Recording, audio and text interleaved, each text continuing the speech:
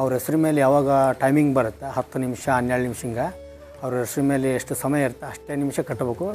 Time ಮುಗಿತಂದ್ರೆ ಬಿಟ್ಬಿಡ್ಬೇಕು ರೀ. ಈ ಪ್ರಕಾರ ನಮ್ಮ ಕೊಪ್ಪಳ ಜಿಲ್ಲೆ ಕುಷ್ಟಗಿ ತಾಲೂಕು ತಾವರಗೆರೆ ಹೋಬಳಿಯಲ್ಲಿ ಬರೋಂಥ ಪಂಚಪಕ್ಷಿ ಮಾರುತೇಶ್ವರ ಆಂಜನೇಯರಿದೆ. ಈ 5 ಪಕ್ಷಿಗಳ ಆಧಾರದ ಮೇಲೆ ಎಲ್ಲ ಇಡೀ ನಮ್ಮ ಜಗತ್ತಿನ ಎಲ್ಲ ಜನರ ಹೆಸರುಗಳನ್ನ 5 ಪಕ್ಷಿ ಹೆಸರ ಮೇಲೆ ಅಡಕ ಮಾಡಿರ್ತಾರೆ. ಅಂದರೆ ಅವ್ರ ಹೆಸರಿನ ಮೇಲೆ ಅದು ಒಂದು ಟೈಮಿಂಗ್ ನೋಡ್ತಾರೆ, ಪಂಚಾಂಗ ನೋಡ್ತಾರೆ. ಅವಾಗ ಇದ್ರೆ ಮಾತ್ರ ಅಲ್ಲಿ ಆವರಣದ ಪ್ರವೇಶ ಮಾಡ್ಲಿಕ್ಕೆ ಸಾಧ್ಯ.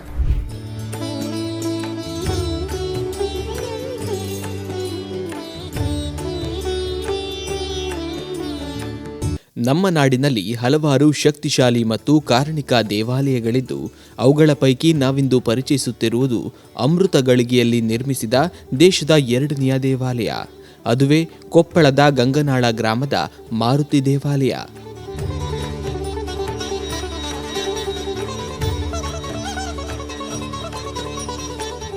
ನಮಸ್ಕಾರ ಸರ್, ನಮ್ಮ ಹೆಸರು ಪಂಚಪಕ್ಷಿ ಮಾರುತೇಶ್ವರ ಅರ್ಚಕರು ಮುತ್ತಣ್ಣ ಅಂತಂದೇಳಿ. ಈ ದೇವಸ್ಥಾನ ಪಂಚಾಂಗ ನೋಡ್ರೆ ಆ ಥರ ಇದು ಪಂಚಪಕ್ಷಿ ಶಾಸ್ತ್ರ ಪ್ರಕಾರ ಈ ದೇವಸ್ಥಾನ ನಿರ್ಮಾಣ ಮಾಡಿದ್ರಿ. ಈ ದೇವಸ್ಥಾನ ನಿರ್ಮಾಣ ಮಾಡಲಿಕ್ಕೆ 11 ವರ್ಷ ಕಾಲ ಸಮಯ ತೊಗೊಂಡೈತ್ರಿ. ಇದನ್ನು ಆದಾಪುರ ರುದ್ರಗೌಡ್ರು ಅಂತಂದೇಳಿ ಈ ಪಂಚಪಕ್ಷಿ ಪಂಡಿತರ್ರಿ ಆದಾಪುರ ರುದ್ರಗೌಡ್ರಂಬರೇ ಈ ಪಂಚಪಕ್ಷಿ ಆಂಜನೇಯನ ಈ ದೇವಸ್ಥಾನ ನಿರ್ಮಾಣ ಮಾಡಿದ್ರಿ.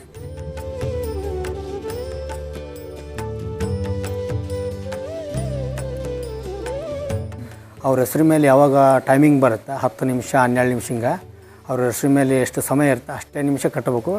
ಟೈಮ್ ಮುಗಿತಂದ್ರೆ ಬಿಟ್ಬಿಡ್ಬೇಕು ರೀ. ಈ ಪ್ರಕಾರ ನಮ್ಮ ಕೊಪ್ಪಳ ಜಿಲ್ಲೆ ಕುಷ್ಟಗಿ ತಾಲೂಕು ತಾವರಗೆರೆ ಹೋಬಳಿಯಲ್ಲಿ ಬರೋಂಥ ಪಂಚಪಕ್ಷಿ ಮಾರುತೇಶ್ವರ ಆಂಜನೇಯರಿದೆ. ನಮ್ಮ ಭಾರತದಾಗ 2ನೇದ್ರಿ ಇದು. ಮೊದಲನೇದು ಓರಿಸ್ಸದಲ್ಲಿ ಪೂರಿ ಜಗನ್ನಾಥೇಶ್ವರ ಮೊದಲನೇದು, ಇದು 2ನೇದ್ರಿ. ಇದು ಪ್ರತಿಯೊಂದು ಊರಾಗೂ ಆಂಜನೇಯಲ್ಲಿ ಊರೇ ಇಲ್ಲರಿ. ಈ ನಿಮಗೆ ಗೊತ್ತಿದ್ದ ಪ್ರಕಾರ ನಮಗೆ ಗೊತ್ತಿರೋ ಪ್ರಕಾರ ಇಂಥ ದೇವಸ್ಥಾನ ಇರೋದು ನಮ್ಮ ಭಾರತ 2 ಸರ. ಇದು ಆಂಜನೇಯ ಸ್ವಾಮಿ ಭೂಮಿಯಲ್ಲಿದ್ದ ಬಂದಿದ್ರು, ಉದ್ಭವ ಮೂರ್ತಿ. ಇದು ಯಾರು ಏನು ಮಾಡಿದಂಥದ್ದಲ್ರಿ. ಈ ದೇವಸ್ಥಾನವನ್ನು ಪಂಚಪಕ್ಷಿ ಶಾಸ್ತ್ರದ ಪ್ರಕಾರ ನಿರ್ಮಾಣ ಮಾಡಿದಂಥ ದೇವಸ್ಥಾನ ರೀ ಇದು.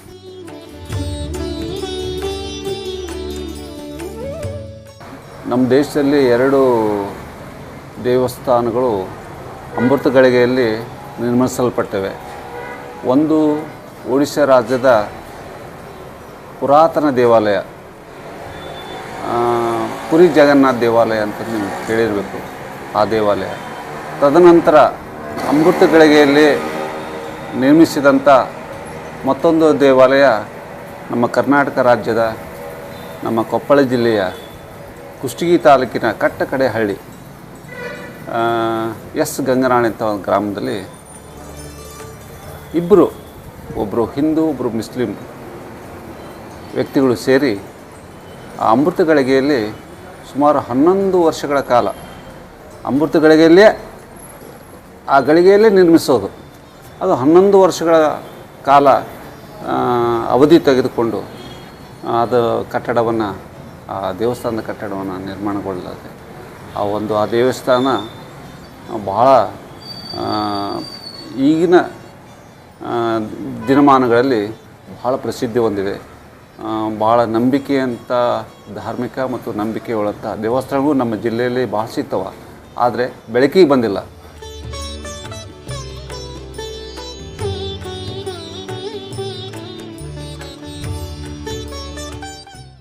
ಆಮೇಲೆ ನಾವು ಈ ದೇವಸ್ಥಾನಕ್ಕೆ ಎರಡೂಣಿ ಸ್ವಾಮಿಯರು ದೇವೇಂದ್ರ ಸ್ವಾಮಿಯರು ಹೇಳಿದ ಮೇಲೆ ನಾವು ಕರೋನಾ ಬರೋದಕ್ಕಿಂತ ಮೊದಲಿದ್ದೂ ಬರ್ತಾಯಿದ್ದೀವಿ ಈ ದೇವಸ್ಥಾನಕ್ಕೆ.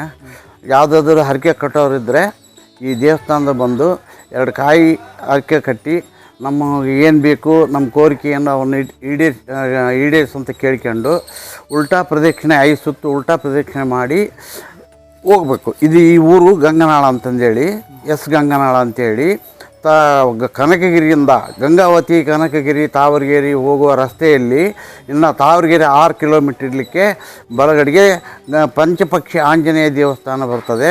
ಆ ಪಂಚಪಕ್ಷಿ ಆಂಜನೇಯ ದೇವಸ್ಥಾನದ ಇಲ್ಲಿಗೆ 4 ಕಿಲೋಮೀಟ್ರ್ ಒಳ ಬರಲಿಕ್ಕೆ 9 ಗಂಟೆಗೆ ಒಂದು ಬಸ್ಸು, 1 ಗಂಟೆಗೆ ಒಂದು ಬಸ್ಸು, ಸಾಯಂಕಾಲ 4 ಗಂಟೆಗೆ ಒಂದು ಬಸ್ ಇದೆ. ಆಮೇಲೆ ಯಾವಾಗಾದರೂ ಆಟೋಗಳು ಬರ್ತಿರ್ತಾವೆ. ಈ ದೇವಸ್ಥಾನದ ಬಂದು ಇವು ಪೂಜಾರಿ ಕೇಳಿದರೆ ಅವರು ನಮಗೆ ಇವು 5 ಪಕ್ಷಿಗಳ ಆಧಾರದ ಮೇಲೆ ಎಲ್ಲ ಇಡೀ ನಮ್ಮ ಜಗತ್ತಿನ ಎಲ್ಲ ಜನರ ಹೆಸರುಗಳನ್ನ 5 ಪಕ್ಷಿ ಹೆಸರ ಮೇಲೆ ಅಡಕ ಮಾಡಿರ್ತಾರೆ. ಪಂಚಾಂಗದಲ್ಲಿ 12 ರಾಶಿಗಳು ಇರ್ತವೆ, ಆದರೆ ಇದಕ್ಕೆ 5 ರಾಶಿ ಇದ್ದಂಗೆ ಹದ್ದು, ಕಾಗಿ, ಗೂಗಿ, ನವಿಲು, ಪಾರಿವಾಳ ಇವ್ರ ಮೇಲೆ ಮಾಡ್ಯಾರ. ನಮ್ಗೆ ಎಂದು ಬರ್ಬೇಕಂತೇಳಿ ಅವತ್ತು ನಂಬರ್ ತೊಗೊಂಡು ಹೇಳಿದರೆ ಆ ದಿವಸ ಬರ್ಬೇಕು. ನಾವು ಬಂದ ತಕ್ಷಣ ಅದು ಕೂಡ ನಾವು ಅರಕೆ ಕಟ್ಟೋರು ಡೈರೆಕ್ಟಾಗಿ ಒಳಗೆ ಹೋಗೋಂಗಿಲ್ಲ.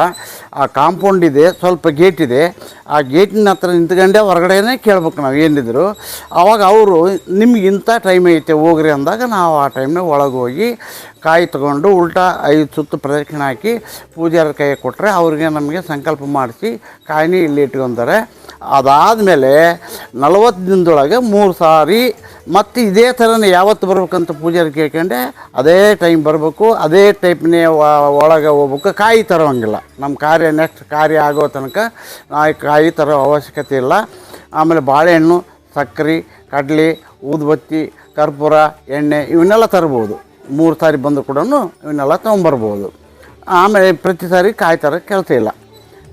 ಇದನ್ನ ಕೋರಿಕೆ ನಮ್ದು ಅಂದ್ಕೊಂಡದ್ದು ಆದಮೇಲೆ ನಾವು ಈ ದೇವರಿಗೆ ನಾವು ಎಷ್ಟು ಕಾಯಿ ಕಟ್ಟಿರ್ತೀವೋ ಅಷ್ಟು ಕಾಯಿ ಹೊಡಿಸ್ಕೊಂಡು ಆಗ ಸೀದಾ ಪ್ರದಕ್ಷಿಣೆ ಹಾಕ್ಕೊಂಡು ಹೋಗ್ಬೇಕು. ಇದು ಆಮೇಲೆ ಇಲ್ಲಿ ಮುಸ್ಲಿಮ್ಸ್ ತಾತ ಮತ್ತು ಕೆಸರಟ್ಟಿ ಏರೂರು ಅವ್ರ ಯಜಮಾನರು ಲಿಂಗಾಯತರವರು, ಅವರು ಇಬ್ಬರು ಸೇರಿ ಈ ದೇವಸ್ಥಾನನ ನಿರ್ಮಾಣ ಮಾಡಿದ್ದಾರೆ. ಗುರುವಾರ ದಿವಸ ಪುಷ್ಯ ನಕ್ಷತ್ರ ಪುಷ್ಯಾಮೃತ ಯೋಗ ಇದ್ದಾಗ ಮಾತ್ರ ಈ ಗುಡಿ ಕಟ್ಟಿದ್ದಾರೆ. ಅದರಲ್ಲಿಯೂ ಯಾರು ಒಳಗಡೆ ಹೋಗ್ಬೇಕು ಗುರುವಾರ ದಿವಸ ಅಂಥವರೇ ಹೋಗಿ ದೇವ್ರ ಗುಡಿ ಕಟ್ಟಲಿಕ್ಕೆ ಸೇವೆ ಮಾಡಿದ್ದಾರೆ. ಟೋಟಲಿ 11 ವರ್ಷ ಈ ಗುಡಿ ಮುಗಿಸಿದ್ದಾರೆ ಅವತ್ತಿಗೆ.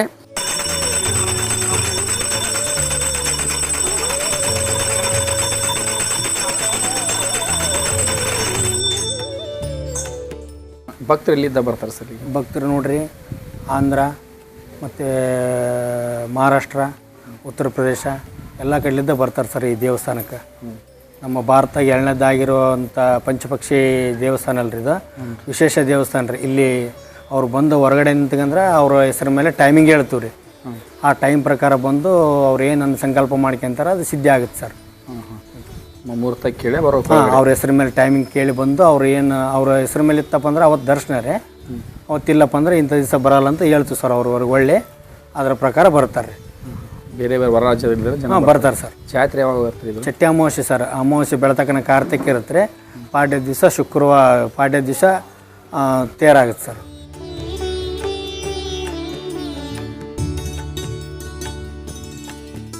ಇಲ್ಲಿ ಪುರ ದೇವಸ್ಥಾನ ಇರ್ಬೋದು, ಅದು ಕೋಟಿಲಿಂಗು ದೇವಸ್ಥಾನ, ಅದು ಭಾಳ ಅಪರೂಪ ದೇವಸ್ಥಾನ. ಆದರೆ ಬೆಳಕಿಗೆ ಇಲ್ಲ. ಇದೇ ದಕ್ಷಿಣ ಭಾರತದ ಕಡೆ ಅಥವಾ ದಕ್ಷಿಣ ಕರ್ನಾಟಕದ ಕಡೆ ಇದ್ದರೆ ಆ ದೇವಸ್ಥಾನ ಎಷ್ಟೋ ಪ್ರಖ್ಯಾತಿ ಆಗ್ತಿತ್ತು. ಆದರೆ ಆ ದೇವಸ್ಥಾನಕ್ಕೆ ಇವತ್ತಿಗೂ ಒಂದು ಅಗತ್ಯ ಪ್ರಚಾರ ಇಲ್ಲ. ಅದನ್ನು ಸರ್ಕಾರದವರು ಮತ್ತು ನಮ್ಮ ಕ್ಷೇತ್ರದ ರಾಜಕೀಯ ಮುಖಂಡರಿರ್ಬೋದು, ಶಾಸಕರು, ಜನಪ್ರತಿನಿಧಿಗಳು ಗಮನಿಸ್ಬೇಕು.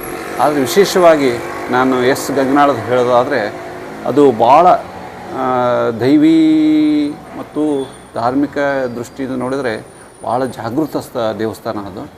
ಅಲ್ಲಿ ವಿಶೇಷವಾಗಿ ಅಂದರೆ ಆ ದೇವಸ್ಥಾನ ಹೀಗೆ ನಾವು ಪ್ರವೇಶ ಮಾಡಿ ದರ್ಶನ ತೊಗೊಳ್ಬೇಕಂತಂದರೆ ಆಗೋದಿಲ್ಲ. ಯಾಕಂತಂದರೆ ಆ ಒಂದು ವ್ಯಕ್ತಿಯ ಹೆಸರಿನ ಅಥವಾ ಹುಟ್ಟಿದಂಥ ನಕ್ಷತ್ರದ ಒಂದು ಆಧಾರದ ಮೇಲೆ, ಆ ವೇಳೆಯ ಆಧಾರದ ಮೇಲೆ ಆ ದೇವಸ್ಥಾನ ಪ್ರವೇಶ ಹೊಂದಬೇಕು. ಆಗಲೇ ಮಾತ್ರ ಆ ಆಂಜನೇಯ ಸ್ವಾಮಿ ಉದ್ಭವ ಮೂರ್ತಿ, ಅದು ವಿಶೇಷವಾಗಿ ಅಂದರೆ ಅದು ಉದ್ಭವ ಮೂರ್ತಿ. ಆ ಉದ್ಭವ ಮೂರ್ತಿಯ ದರ್ಶನ, ಮಾರುತೇಶ್ವರನ ದರ್ಶನ ಸಿಗೋಕ್ಕೆ ಸಾಧ್ಯ ಇದೆ. ಇಲ್ಲವಾದರೆ ನಾವು ಹೊರಗಿನ ಅಂದರೆ ದೇವಸ್ಥಾನ ಆವರಣದ ಹೊರಗಿನಿಂದಲೇ ದರ್ಶನ ಮಾಡಬೇಕು. ಯಾರಿಗೆ ಆ ಸಮಯ ಕೂಡಿ ಬರ್ತೋ, ಆ ವೇಳೆ ಕೂಡಿ ಬರ್ತೋ, ಅಂದರೆ ದರ್ಶನದ ಒಂದು ಸಮಯ ಕೂಡಿ ಬರ್ತೋ, ಆಗ ಮಾತ್ರ ಆ ದೇವಸ್ಥಾನದ ಒಳಗಡೆ ಹೋಗಿ ಮಾರುತೇಶ್ವರನ ದರ್ಶನ ಮಾಡೋಕ್ಕೆ ಸಾಧ್ಯತೆ. ಈಗ ಸಾಮಾನ್ಯವಾಗಿ ಸರ್ ಎಲ್ಲ ದೇವಸ್ಥಾನದೊಳಗೆ ಭಕ್ತರು ನೇರವಾಗಿ ಹೋಗಿ ದೇವಸ್ಥಾನ ದರ್ಶನ ಪಡ್ಕೊಂತಾರ. ಆದರೆ ಈ ದೇವಸ್ಥಾನದಲ್ಲಿ ನೇರವಾಗಿ ಹೋಗೋಕೆ ಅವಕಾಶವಿಲ್ಲ. ಸ್ವಾಮಿಗಳ ಪೂಜಾರಿಗಳ ಏನೈತಿ ನಿಮ್ಮ ಹೆಸರಿನ ಮೇಲೆ ಗಳಿಗೆ ಬಂದ ಮೇಲೆ ಮಾತ್ರ ಕರೀತಾರೆ ಅನ್ನೋ ಒಂದು ವಾಡಿಕೆ ಇದೆ ಸರ್. ಹೌದು ಹೌದು ಅದ್ರ ಬಗ್ಗೆ ತಮ್ಮ ಹೌದು ಸತ್ಯ.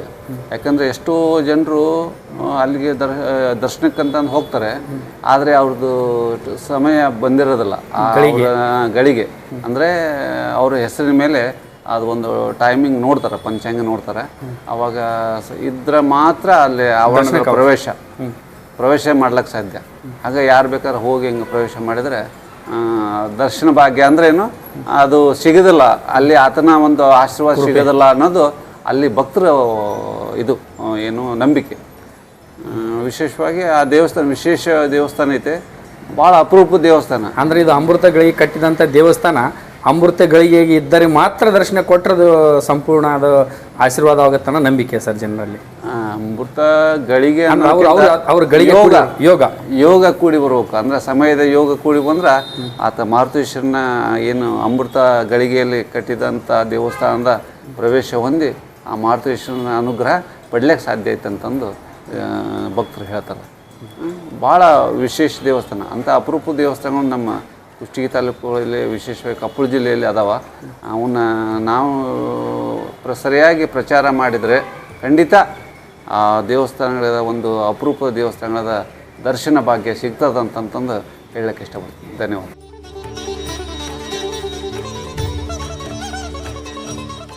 ನೀವು ಕೂಡ ಒಮ್ಮೆ ಈ ಶಕ್ತಿಶಾಲಿ ದೇವಾಲಯಕ್ಕೆ ಭೇಟಿ ನೀಡಿ ಇಲ್ಲಿನ ಕುರಿತಾದ ಅನುಭವಗಳನ್ನು ಕಾಮೆಂಟ್ನಲ್ಲಿ ತಿಳಿಸಿ.